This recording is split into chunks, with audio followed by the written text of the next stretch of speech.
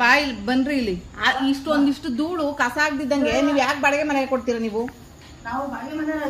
ಅದೇ ಹೇಳ್ತಾ ಇರೋದು, ಈ ಧೂಳು ಇಷ್ಟು ಕಸ ಏನಾಗ್ಬಿಡ್ತದೆ? ಅದೇ ಹೇಳಿದ್ನಲ್ಲ, ಅದೇನ್ ಕೆಂಡ ಒಯ್ದಿದ್ದೀನ? ನಿಮ್ಗೆ ಏನ್ ಕಷ್ಟ ಗೊತ್ತಾ? ನಾನು ಹೋಗ್ ಬರಕ್ ಎಷ್ಟೊತ್ತಾಯ್ತದೆ, ಏನ್ ಕಷ್ಟ ಪಡ್ತೀನಿ ಅಂತ ಗೊತ್ತಾ ನಿಮ್ಗೆ? Hi hello good morning. ಇವತ್ತು 30ನೇ ದಿನದ ವ್ಲಾಗು. ಸೊ ಇವತ್ತು ಪೈರಿಂಗ್ ಕ್ಲಾಸ್ ಇದೆ, ಆನ್ಲೈನ್ ಕ್ಲಾಸ್ ಹೇಳ್ಕೊಡ್ಬೇಕು. ಸೊ ಇವತ್ತು ಅದು ಒಟ್ಟು ಮತ್ತು ಟೇಬಲು ಎಲ್ಲ ರೆಡಿ ಮಾಡಿ ಇಟ್ಟಿದ್ದೀನಿ. ಇದೇ ಟೇಬಲ್ಲು ಮತ್ತು ಮರದ ಒಟ್ಟಿಂದು ಬ್ಯಾಗ್ ಇದೆ, ಅಲ್ಲೇ ಇಟ್ಟಿದ್ದೀನಿ. ಸೊ ಇದನ್ನು ಆಚೆ ಹಾಕದ ಇವತ್ತು ಇಲ್ಲಿ ಏನಾದರೂ ಹಾಕದ ನೋಡಬೇಕು. ಯಾಕಂದರೆ ಹೇಳ್ಕೊಡ್ಬೇಕಾದ್ರೆ ನಾನು ಹೊರಗಡೆ ಹೋಗಿ ಕ್ಯಾಮ್ರಾ ಇಟ್ಬಿಟ್ಟು ಮಾಡೋಕ್ಕಾಗಲ್ಲ, ಫೋನ್ ಇಟ್ಬಿಟ್ಟು. ಸೊ ಇಲ್ಲೇ ಏನಾದರೂ ಹೇಳ್ಕೊಡ್ತೀನಿ ಇವತ್ತು. ಇದು ನೈಟ್ ಮಾಡಿರೋಂಥ ಮಣಿಗಳು ಸ್ವಲ್ಪ ಡ್ರೈ ಆಗಿಲ್ಲ. ಡ್ರೈ ಆಗದೆ ಇರೋದನ್ನ ನಾವು ಬೇಯಿಸೋಕೆ ಹಾಕ್ಬಾರ್ದು. ಬೇಯಿಸೋಕೆ ಹಾಕಿದರೆ ಒಡೆದೋಗ್ಬಿಡುತ್ತೆ. ಸೊ ಅದಕ್ಕೆ ಹಾಕ್ಬಾರ್ದು. ನೋಡೋಣ, ಇದರೊಳಗಡೆ ಎಲ್ಲ ಹಾಕಿ ಮಡಗ್ತೀನಿ. ಬೇಯಿಸೋವಾಗ ಏನು ಗೊತ್ತಾ, ಈಸಿಯಾಗಿ ಸಿಗಲಿ ಅಂತೇಳಿ ಈ ತಂತಿ ಒಳಗಡೆ ಹಾಕ್ತೀನಿ ನಾನು. ಇವಾಗ ರೈಸ್ ಇಟ್ಟಿದ್ದೀನಿ. ಟೊಮೊಟೊ ಗೊಜ್ಜು ಮಾಡೋಣ ಅಂತ. ಟೊಮೊಟೊ ಕೊಳೆಯೋಕ್ಕೆ ಸ್ಟಾರ್ಟ್ ಮಾಡಿದರೆ, ಈರುಳ್ಳಿ ಟೊಮೊಟೊ ಎರಡನ್ನು ಕೊಳೆಯೋಕ್ಕೆ ಸ್ಟಾರ್ಟ್ ಮಾಡಿದರೆ ಬರೀ ನೊಣಗಳು ಸಣ್ಣ ಸಣ್ಣದು. ಫೈರಿಂಗ್ ಕ್ಲಾಸ್ ಮುಗೀತು. ಸೊ ಫೈರಿಂಗ್ ಹಾಕಿದ್ದೀನಿ. ಇವತ್ತು ಯಾರು ಹೆಂಗಾರ ಮಾಡ್ಕೊಳ್ಳಿ ಅಂತ ತಗೊಂಡು ಬಂದು ಇಲ್ಲೇ ಹಾಕಿದ್ದೀನಿ. ಇನ್ನೇ ಮತ್ತು ಅಲ್ಲಿ ಕ್ಲಾಸ್ ಮಾಡಬೇಕು ಅಂದರೆ ನಾನು ಹೋಗಿ ಹೊರಗಡೆ ಹೇಳ್ಕೊಡೋಕ್ಕಾಗಲ್ಲ. ರೋಡಲ್ಲಿ ಹೋಗಿ ನಾನು ಈ ಥರ ಕ್ಯಾಮ್ರಾ ಆನ್ ಮಾಡಿಬಿಟ್ಟು ಸ್ಟಿಕ್ ಇಡೋಕ್ಕಾಗಲ್ಲ. ಅದಕ್ಕೋಸ್ಕರ ಇಲ್ಲೇ ಹಾಕ್ಬಿಟ್ಟಿದ್ದೀನಿ ಇವತ್ತು. ಇನ್ನು ಏನು ಸಾಯಂಕಾಲ ರಾಮಾಯಣ ಕಾಯ್ದೈತೋ ಗೊತ್ತಿಲ್ಲ. ಕ್ಲಾಸ್ ಕತೆ ಮುಗೀತು ಇವಾಗ. ಮತ್ತು ಒಂದು ಸ್ವಲ್ಪ ರೆಸ್ಟ್ ಮಾಡೋಕ್ಕೆ ಹೋಗ್ಬಿಡ್ತೀನಿ. ಯಾಕೋ ತುಂಬ ಬ್ಯಾಕ್ ಪೇನ್ ಆಗ್ತಿದೆ. ಫೈರ್ ಅದ್ರ ಪಡ್ಗೋದು ಆಗ್ತಾ ಇರುತ್ತೆ. ಪದೇ ಪದೇ ಹೋಗಿ ನೋಡ್ಕೋಬೇಕಲ್ವ, ಅದಕ್ಕೆ ವೀಲ್ಚರಲ್ಲೇ ಇರಬೇಕಾಗುತ್ತೆ ಒಂದೊಂದು ಸಾರಿ. ಇವತ್ತು ನೀರು ಬರ್ತಾಯಿಲ್ಲ, ನೆನ್ನೆಯಿಂದ ನೀರೇ ಬರ್ತಾಯಿಲ್ಲ. ನೈಟಿಂದ ಅವ್ರು ನೀರು ಆನ್ ಮಾಡೋಲ್ಲ ಸರಿಯಾಗಿ. ಎಕ್ಸ್ಟ್ರಾ ದುಡ್ಡು ಕೊಡ್ಬೇಕು, ಹಂಗೆ ಕೊಡ್ಬೇಕು, ಹಿಂಗೆ ಕೊಡ್ಬೇಕು ಅಂತ ಜಾಸ್ತಿ ಮಾತಾಡ್ತಾರೆ. ಏನು ಮಾಡೋದು, ಸಿಚುವೇಶನ್ ಹೆಂಗಾಗ್ಬಿಟ್ಟೈತೆ ಅಂದರೆ, ನಾರ್ಮಲಾಗಿರೋರು ಹೆಂಗೋ ನೀರು ಎತ್ಕೊಂಡು ಹೆಂಗೋ ಯೂಸ್ ಮಾಡ್ಬೋದಪ್ಪ. ನಮ್ಮಂಥವ್ರು ನೆಲ್ಲಿಲಿ ನೀರು ಬಂದರೆ ಯೂಸ್ ಮಾಡೋದು ಕಷ್ಟ. ನೆಲ್ಲಿನೇ ಸರಿಯಾಗಿ ಇಡ್ಸಲ್ಲ ನನ್ನ ಕೈಗೆ. ಮತ್ತು ಇನ್ನೇನು ನೆಲ್ಲಿ ಇಲ್ದಿದ್ದು ನೀರು ಇಲ್ದಿದ್ದು ಹೆಂಗಪ್ಪ ಮಾಡೋದು ಅನ್ನಂಗೆ ಆಗ್ಬಿಡುತ್ತೆ ಒಂದೊಂದು ಸಾರಿ. ಇದು ಕರೆಕ್ಟಾಗಿ 12 ಗಂಟೆಲಿ ಹಾಕಿರೋ ಬೆಂಕಿ ಇನ್ನೂ ಸ್ವಲ್ಪ ಹೊಗೆ ಆಗ್ತೈತೆ. ಈ ಫೈರು ಇಷ್ಟು ಚೆನ್ನಾಗಿರ್ಬೇಕು. ಎಷ್ಟು ಬ್ಲ್ಯಾಕ್ ಕಲರ್ ಹೋಗಿದ್ದೀನಿ. ಇವಾಗ ಹೊಸ ಡಿಸೈನ್ ಮಾಡಿದ್ದೀನಿ.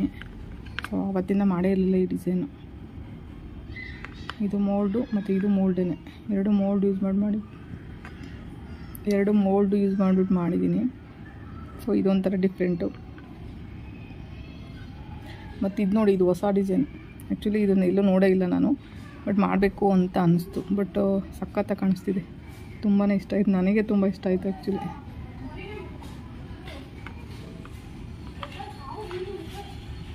ಇದು ಅಷ್ಟೇ, ಇದು ಸೇಮ್ ಅದರದ್ದೇ ಪೇರು. ಮತ್ತು ಇದು ಸರಕ್ಕೆ ಮಾಡಿರೋಂಥದ್ದು. ಇದಕ್ಕೆ ಪೆಂಡೆಂಟ್ ಆಮೇಲೆ ಅಟ್ಯಾಚ್ ಮಾಡ್ತೀನಿ. ಪೆಂಡೆಂಟ್ ಮಾಡಿಲ್ಲ ಇನ್ನು. ಆ್ಯಕ್ಚುಲಿ ಇದೊಂದು ಜುಮ್ಕಾಗಿ ಮಾಡಿದ್ದೀನಿ. ಅದು ಜುಮ್ಕ ಮಾಡಿದ್ಮೇಲೆ ಅಟ್ಯಾಚ್ ಮಾಡಬೇಕು. ಅದಕ್ಕೆ ಪಿನ್ ಹಾಕಂಗೆ ಬಿಟ್ಟಿದ್ದೀನಿ. ನೋಡಿ, ಫೈರಿಂಗ್ ಹಾಕಿದ್ರೆ ಅಲ್ಲಿ ಇಲ್ಲಿ ಓಡಾಡಿ ಸಾಕಾಗ್ಬಿಡುತ್ತೆ. ಹೊರಗಡೆ ಬಟ್ಟೆ ಬೇರೆ ಆರಕ್ಕೆ ಬಂದಿದ್ದೆಲ್ಲ ನೆನ್ನೆವು. ಅದನ್ನು ಹೋಗಿ ತೊಗೊಂಡು ಬಂದೆ ಇವಾಗಷ್ಟೇ. ಸೊ ಅದನ್ನು ತಂದಿಲ್ಲಿ ಹಾಕಿದ್ದೀನಿ. ಮತ್ತು ಫೈರಿಂಗ್ ಮಾಡೋಕ್ಕೆ ಏನು ಗೊತ್ತಾ ಪ್ರಾಬ್ಲಮ್ಮು, ಇಲ್ಲಿ ಮಾಡಿದರೆ ಬಿಡಲ್ಲ ಇವರು. ಗೊತ್ತಲ್ಲ ಪ್ರಾಬ್ಲಮ್ಸ್ ಏನಿದೆ ಅಂತ. ಸೊ ನಾವೇನಾದರೂ ಹಾಕಿದರೆ ಏನು ಮಾಡ್ತೀನಿ, ಅವ್ರು ಬರೋಷ್ಟು ನಾನು ಹೊರಗಡೆ ಇಟ್ಕೊಬಿಡ್ತೀನಿ. ಏನು ಮಾಡೋದು, ಸಿಚುವೇಶನ್ ಹಂಗಿದೆ. ಇವತ್ತು ಕ್ಲಾಸ್ ಮಾಡಲೇಬೇಕಾಗಿತ್ತು. ಸೊ ಕ್ಲಾಸಿಗೋಸ್ಕರ ಏನು ಮಾಡಿದೆ, ಇಲ್ಲೇ ಹಾಕ್ಬಿಟ್ಟೆ. ಹೊರಗಡೆ ಹೋಗಿದ್ದೆ, ಅವಾಗ ಹಾಕಬೇಕಾಗಿತ್ತು. ಬಟ್ ಹೋದರೆ ಏನು ಗೊತ್ತಾ ಕಷ್ಟ, ಹೋಗಿ ಬಂದು ತುಂಬ ಸಾಕಾಗುತ್ತೆ. ಇವಾಗ ಬೆಳಗ್ಗೆ ನೋಡಿ ವೀಲ್ಚೇರ್ ಹತ್ತಾಗ 8 ಗಂಟೆ ಅನಿಸುತ್ತೆ. ಆವಾಗಲಿಂದ ಇವಾಗವರೆಗೂ ಹಿಂಗೆ ಕೂತಿದ್ದೀನಿ ನಾನು. ಇನ್ನು 5:30 ಆಯಿತು, ಇನ್ನು ಬೆಡ್ಗೆ ಹೋಗಿಲ್ಲ. ಒಂಚೂರು ರೆಸ್ಟ್ ಇಲ್ಲ. ಸೊ ಫೈರಿಂಗ್ ಹಾಕಿದ ದಿನ ಅಂತೂ ಒಂಚೂರು ಇರೋದೇ ಇಲ್ಲ ಬಿಡಿ. ದಿನವೂ ಯಾವುದೇ ರೆಸ್ಟ್ ಇಲ್ಲ. ಬಟ್ ಫೈರಿಂಗ್ ಹಾಕಿದಾಗ ಒಂದು ಸ್ವಲ್ಪ ಟೆನ್ಷನ್ ಇರುತ್ತೆ. ಹೊರಗಡೆ ನೋಡ್ಕೊತಾ ಇರ್ಬೇಕು ಅವಾಗವಾಗ, ಅದೇ ಕಷ್ಟ. ಇವಾಗ ಆ ಬಾಣಲಿನ ಹೆಂಗೆ ಒಳಗಡೆ ತರ್ತೀನಿ ಅಂತ ಈ ವಿಡಿಯೋ ನೋಡ್ತೀರಾ ಈಗ.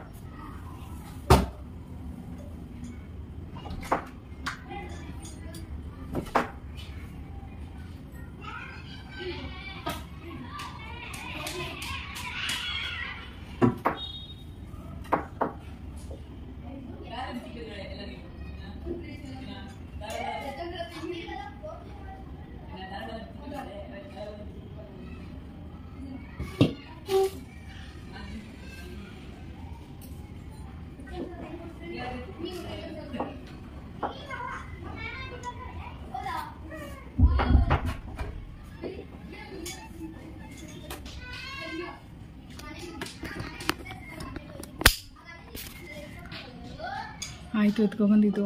ಒಂದೊಂದು ಸಾರಿ ಅನಿಸ್ಬಿಡುತ್ತೆ ಲೈಫು ಎಷ್ಟು ಕಷ್ಟ ಅಲ್ವಾ ಅಂತ. ಸೊ ಹೇಳೋಕ್ಕಾಗಲ್ಲ, ಲೈಫು ತುಂಬಾ ಕಷ್ಟ ಇದೆ. ಬಟ್ ನನಗೊಂಥರ, ಚೆನ್ನಾಗಿರೋರ್ಗೊಂಥರ ಅಷ್ಟೇ ಕಷ್ಟ. ತಂದಿದ್ದೀನಿ, ಇವಾಗ ಒಳಗಡೆ ಇಟ್ಬಿಟ್ಟಿದ್ದೀನಿ. ಅದು ಬೆಂಕಿ ಇರೋದ್ರಿಂದ ನನಗೆ ಫ್ಯಾನ್ ಹಾಕೋಕ್ಕಾಗ್ತಿಲ್ಲ. ಸ್ವಲ್ಪ ಬಿಸಿ ಇದೆ, ಅದು ವೆಯ್ಟ್ ಇಲ್ಲದೆ ಇರೋದಕ್ಕೆ ನನ್ನ ಕೈಯಲ್ಲಿ ಹಿಂಗೆ ಲಿಫ್ಟ್ ಮಾಡಿದೆ ಅಷ್ಟೇ. ಬಟ್ ಒಂದೊಂದು ಸಾರಿ ಕ್ಲೇ ವರ್ಕ್ ಜಾಸ್ತಿ ಮಾಡಿರೋ ಟೈಮಲ್ಲಿ ನಂಗೆ ಲಿಫ್ಟ್ ಮಾಡೋಕ್ಕಾಗಲ್ಲ, ಬ್ಯಾಲೆನ್ಸ್ ಮಾಡೋಕ್ಕಾಗಲ್ಲ. ವೀಲ್ ಚೇರಲ್ಲಿ ಕೂತಾಗ ನಾನು ಒಂದು 5 ಲೀಟ್ರ್ ವಾಟರ್ ಕ್ಯಾನ್ ತೊಗೋಬೇಕು ಅಂದರೆ ನನಗೆ ಸೊಂಟನೇ ಬ್ಯಾಲೆನ್ಸ್ ಇಲ್ವಲ್ಲ. ಸೊ ಹಿಂಗೆ ವೆಯ್ಟ್ ಲಿಫ್ಟ್ ಮಾಡುವಾಗ ಹಿಂಗೆ ಅಳ್ಳಾಡ್ಬಿಟ್ಟು ಸ್ವಲ್ಪ ಮುಂದೆ ಬಿದ್ದಂಗೆ, ಪಕ್ಕಕ್ಕೆ ಬಿದ್ದಂಗೆ ಆಗುತ್ತೆ. ಸೊ ನಾನು ನಾರ್ಮಲಾಗಿ ಬೆಡ್ ಮೇಲೆ ಕೂತಾಗ ನಾನು ಯಾವುದೇ ಲಿಫ್ಟ್ ಮಾಡಲ್ಲ. ಆ ಲಿಫ್ಟ್ ಮಾಡುವಾಗ ಏನಾಗುತ್ತೆ ಗೊತ್ತಾ, ನಾನು ಮಗು ಎತ್ಕೊಳ್ಳೋಕ್ಕಾಗಲ್ಲ. ಬೆಡ್ ಮೇಲೆ ಕೂತಿರ್ತೀನಲ್ಲ, ಆ ಟೈಮಲ್ಲಿ ಒಂದು 5 kg ಇರೋ ಮಗುನ ಎತ್ತು ಲಿಫ್ಟ್ ಮಾಡೋಕ್ಕಾಗಲ್ಲ. ಹಿಂಗೆ ಅಳ್ಳಾಡಿ ಬೆಡ್ ಮೇಲೆ ಬಿದ್ದೋಗ್ತೀನಿ. ಸೊ ವೀಲ್ ಚೇರ್ ಮೇಲೆ ಏನು ಗೊತ್ತಾ, ಕೂತಿರುವ ಪೊಸಿಷನ್ ಚೆನ್ನಾಗಿರುತ್ತೆ. ಏನಾದರೂ ಮುಂದೆ ಮಾಡಿ ಈ ಥರ ಸಪ್ರೇಟಾಗಿ ಬಂದೆ ನೋಡಿ, ವೀಲ್ ಚೇರ್ ಈ ಥರ ಬಿಟ್ಬಿಟ್ಟು ಏನಾದರೂ ಹಿಂಗೆ ಬಂದೆ ಅಂದರೆ, ಬಂದ್ಬಿಟ್ಟು ಏನಾದರೂ ಹಿಂಗೆ ವೆಯ್ಟ್ ಲಿಫ್ಟ್ ಮಾಡಿದೆ ಅಂದರೆ ಗ್ಯಾರಂಟಿ ಮುಗಿಸ್ತೀನಿ ಮುಂದೆ ಕಡೆಗೆ. ಸೊ ಎಷ್ಟೋ ಸಾರಿ ಬಾತ್ರೂಮಲ್ಲಿ ಬಿದ್ದೋಗ್ಬಿಡ್ತಾ ಇದ್ದೆ. ಆ ಟೈಮಲ್ಲೆಲ್ಲ ಹೆಂಗೋ ಮ್ಯಾನೇಜ್ ಮಾಡಿ ಎದ್ದಿದ್ದೀನಿ. ಮತ್ತು ಇನ್ನೊಂದು ಸಾರಿ ನೀವು ನೋಡಿರ್ಬೋದು, ನಂದು ಓಲ್ಡ್ ಚಾನಲ್ ಇನ್ನೊಂದು ಚಾನಲ್ ಇತ್ತು. ಸೊ ಅದರಲ್ಲಿ ವೀಡಿಯೋಸ್ನ ಹಾಕ್ತಾಯಿದ್ದೆ ನಾನು. ಸೊ ಒಂದು ಸಾರಿ ಬೆಡ್ಡಿಂದ ಕೆಳಗಡೆ ಮಿಸ್ಸಾಗಿ ಬಿದ್ದುಬಿಟ್ಟಿದೆ. ನನ್ನ ಮಗ ಎತ್ತಕ್ಕಾಗದಿಲ್ಲ, ಎತ್ತಿ ಏನೇನೋ ಆಯ್ತು ಕತೆ ಅದು. ಆಮೇಲೆ ಲಾಸ್ಟಿಗೆ ಎದ್ದೊಳಕ್ಕಾಗಿಲ್ಲ. ಸೊ ಅವಾಗ 3 ಜನ ಬಂದು ನನ್ನನ್ನು ಎತ್ತಿ ಬೆಡ್ ಮೇಲೆ ಕೂರ್ತಿದ್ರು. ಸೊ ಹಂಗೆಲ್ಲ ಇದೆ ಸಿಚುವೇಶನು. ಹಿಂಗೆ ಇದ್ರೂ ಬಟ್ ಏನು ಗೊತ್ತಾ, ಇಂಡಿಪೆಂಡೆಂಟ್ ಆಗಿದ್ದೀನಿ ಅಂತ ತುಂಬಾ ಖುಷಿ ಇದೆ.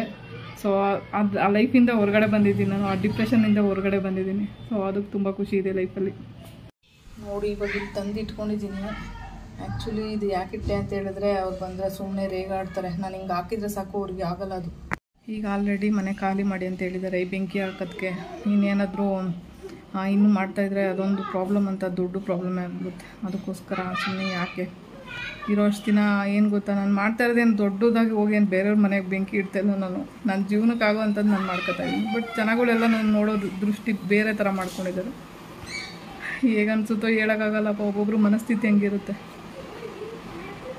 ಬಾಯ್ ಬನ್ರಿ ಇಲ್ಲಿ. ಇಷ್ಟೊಂದಿಷ್ಟು ಧೂಳು ಕಸ ಆಗದಿದ್ದಂಗೆ ನೀವು ಯಾಕೆ ಬಾಡಿಗೆ ಮನೆಗೆ ಕೊಡ್ತೀರಾ ನೀವು? ಅದೇ ಹೇಳ್ತಾ ಇರೋದು, ಈ ಧೂಳು ಇಷ್ಟು ಕಸ ಏನಾಗ್ಬಿಡ್ತದೆ? ಅದೇ ಹೇಳಿದ್ನಲ್ಲ, ಅದೇನ್ ಕೆಂಡ ಉಯ್ದಿದ್ದೀನ. ನಿಮ್ಗೆ ಏನ್ ಕಷ್ಟ ಗೊತ್ತಾ? ನಾನು ಹೋಗ್ ಬರಕ್ ಎಷ್ಟೊತ್ತಾಯ್ತದೆ, ಏನ್ ಕಷ್ಟ ಪಡ್ತೀನಿ ಅಂತ ಗೊತ್ತಾ ನಿಮ್ಗೆ? ಅಲ್ಲ, ನಿಮ್ ಕೈ ಕಾಲು ಇರೋರು ಹೇಳ್ತೀರಾ ನೀವು, ನನಗ್ ಕಷ್ಟ ಆಗಲ್ವಾ? ಅದು ಸರಿ, ಏನ್ ಬೆಂಕಿಲಿ ಏನ್ ಮಾಡಿದೀನಿ? ಅಷ್ಟು ಧೂಳು ಸಾಕಾ? ಅಷ್ಟು ಧೂಳು ಅದೇ ಹೇಳ್ತಾ ಇರೋದು. ಆಯ್ತಪ್ಪ, ಕೈ ಕಾಲು ಮಸಿ ಆಗ್ದಿದ್ದಂಗೆ ಯಾರು ಬದುಕಿಲ್ವಾ ನೀವು? ಹಳೆ ಕಾಲದಿಂದ ಬದುಕಿಲ್ವಾ ನೀವು? ನೀವೇನ್ ಬೆಂಕಿ ಹಾಕಿ ಬದುಕೇ ಇಲ್ಲ ಅಲ್ವಾ ನೀವು? ಏನಾಗೈತೆ ನಿಮ್ ಕಾಲು ಮಸಿ ಬಿಟ್ರೆ ಏನಾಗೈತೆ?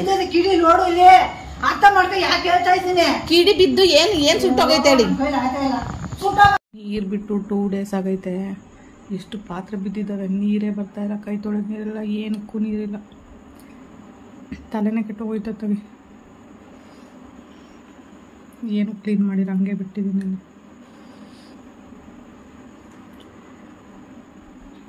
ಇವತ್ತು ಹೊಸ್ದಾಗಿ ಒಂದು ಡಿಸೈನ್ ಕಂಡುಹಿಡಿದಿದ್ದೀನಿ. ಸೊ ಇದು ಕೈಯಿಂದ ಮಾಡಿರೋದೆ, ಇದು ಕೈಯಿಂದ ಮಾಡಿರೋದೆ, ಯಾವುದೇ ಮೋಲ್ಡ್ ಯೂಸ್ ಮಾಡಿಲ್ಲ.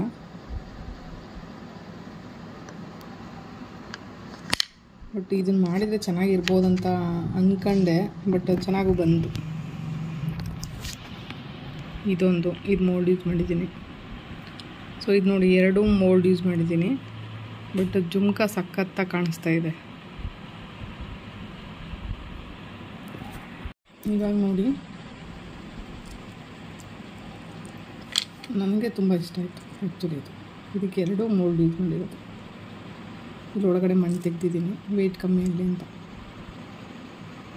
ಇದೆಲ್ಲ ಮಧ್ಯಾಹ್ನ ಮಾಡಿರೋಂಥದ್ದು ತೋರಿಸಿದ್ದೀನಿ ಆಲ್ರೆಡಿ ವೀಡಿಯೋದಲ್ಲಿ ಆಲ್ರೆಡಿ ಇದನ್ನು ತೋರಿಸಿದ್ದೀನಿ ಮಧ್ಯಾಹ್ನನೇ. ಸೊ ಇದೆಲ್ಲ ಅವಾಗಲೇ ಮಾಡಿಟ್ಟಿತ್ತು. ಎಲ್ಲ ಸೇಮೇ ಇದೆ, ಇದು ಮಾತ್ರ ಡಿಫ್ರೆಂಟಾಗಿದೆ. ಇದೊಂಥರ ಡಿಸೈನ್ ಡಿಫ್ರೆಂಟಾಗಿ ಕಂಡುಹಿಡ್ತಿದ್ದೀನಿ. ಸೊ ಹೊಸ ಡಿಸೈನ್ ಮಾಡೋಕ್ಕೆ ತುಂಬಾ ಇಷ್ಟ ನನಗೆ. ಏನಾದರೂ ಹೊಸದಾಗಿ ಮಾಡಬೇಕು, ಹೊಸ್ದಾಗಿ ಕಲಿಬೇಕು ಅನ್ನೋದು. ಕಲಿಕೆ ಯಾವತ್ತೂ ನಿಲ್ಲಲ್ಲ, ಅದು ವಯಸ್ಸನ್ನು ಕೇಳಲ್ಲ. ಸೊ ಅದಕ್ಕೋಸ್ಕರ ಇದೆಲ್ಲ ಮಾಡೋದು ನನ್ನ ಕೆಲಸ. ಇದನ್ನು ಬಿಟ್ಟರೆ ನನಗೆ ಲೈಫ್ ಗೊತ್ತಿಲ್ಲ. ಇವತ್ತು ಅಲ್ಲಿಟ್ಟಿದ್ದೀನಲ್ಲ, ಫೈರ್ ಮಾಡಿಟ್ಟಿದ್ದೀನಿ. ಫೈರ್ ಮಾಡೋಕ್ಕೆ ಹೋಗಿ ಒಂದು ದೊಡ್ಡ ಜಗಳ ನಡೀತು. ಏನು ಮಾಡೋದು, ನನ್ನ ಬಾಡಿ ಕಟ್ಟಬೇಕು ಅಂದರೆ ನನಗೆ ಬರುತ್ತೆ. ನಾನು ಕಷ್ಟಪಟ್ಟು ದುಡಿಬೇಕು ತಾನೆ. ಅದು ಬಿಟ್ಟರೆ ನಂಗೆ ಲೈಫೇ ಗೊತ್ತಿಲ್ಲ. ಹಿಂಗೆ ಮಾತಾಡ್ತಾರೆ ಅವರೆಲ್ಲ ನನ್ನ ಬಗ್ಗೆ. ಯಾರೇನು ಅನ್ಕೊಂಡ್ರಂತ ನನ್ನ ಕೆಲಸನ ಮುಂದುವರಿಸ್ತೀನಿ. ನಂಗೆ ಅದು ಬಿಟ್ಟರೆ ಲೈಫೇ ಇಲ್ಲ. ಅದರಿಂದ ಒಂದೆರಡು ಕಾಸು ಬರ್ತಿದೆಯೋ, ನೆಮ್ಮದಿ ಬರ್ತಿದೆ. ಅದರಿಂದ ಇವತ್ತು ದುಡಿತಾ ಇರ್ಬೋದು, ಬಟ್ ನೆಮ್ಮದಿ ಇದೆಯಲ್ಲ, ತುಂಬ ನೆಮ್ಮದಿ ಪಡ್ತಿದ್ದೆ ನಾನು ಈ ಮಣ್ಣಿನ ಕೆಲಸ ಕಲ್ತಾದ್ಮೇಲೆ. ತುಂಬ ಪೇಷನ್ಸ್ ಬಂತು ನನಗೆ. ಇಷ್ಟು ತಾಳ್ಮೆ ನಿಜ ಇರಲಿಲ್ಲ ನನಗೆ. ಮೊದಲೆಲ್ಲ ತುಂಬ ಕೋಪ, ಸಿಟ್ಟು ಎಲ್ಲ ಸಖತ್ತು ಬರ್ತಾಯಿತ್ತು ನನಗೆ. ಡಿಪ್ರೆಷನಲ್ಲಿದ್ದೆ.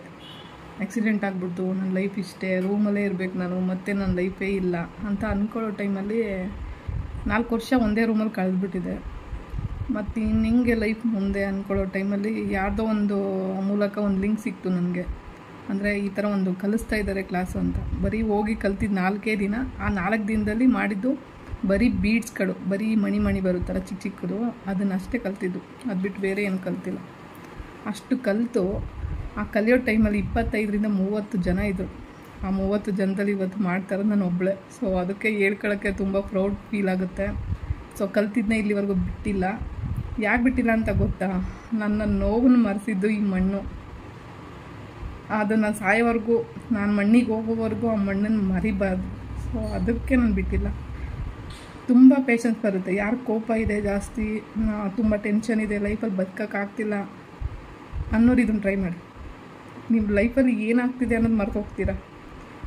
ಲೈಫಲ್ಲಿ ಮುಂದೆ ಏನಾಗ್ಬೋದು ಅನ್ನೋದು ಮರ್ತೋಗ್ತೀರಾ. ಬಟ್ ಏನೋ ಒಂದು ಲೈಫಲ್ಲಿ ನಡೀತಿದೆ, ಇಲ್ಲಪ್ಪ ನನಗೆ ಯೋಚನೆ ಮಾಡೋಷ್ಟು ಟೈಮ್ ಇಲ್ಲ, ಕೆಲಸದಲ್ಲಿ ಮುಳುಗೋಗಿದ್ದೀನಿ ಅನ್ನೋಷ್ಟು ನಿಮಗೆ ಪುರ್ಸೋತಿರಲ್ಲ. ಆ ಥರ ಆಗ್ಬಿಡ್ತೀರ ನೀವು. ಯಾರಿಗಾದರೂ ಬೇಕಾದ್ರೆ ಟ್ರೈ ಮಾಡಿ ನೋಡಿ, ಈ ಮಣ್ಣಿನ ಕಲ್ತು ನೋಡಿ ಸಾಕು ಲೈಫನ್ನ ಹೆಂಗೆ ತೊಗೊಂಡೋಗುತ್ತೆ ಅಂತ.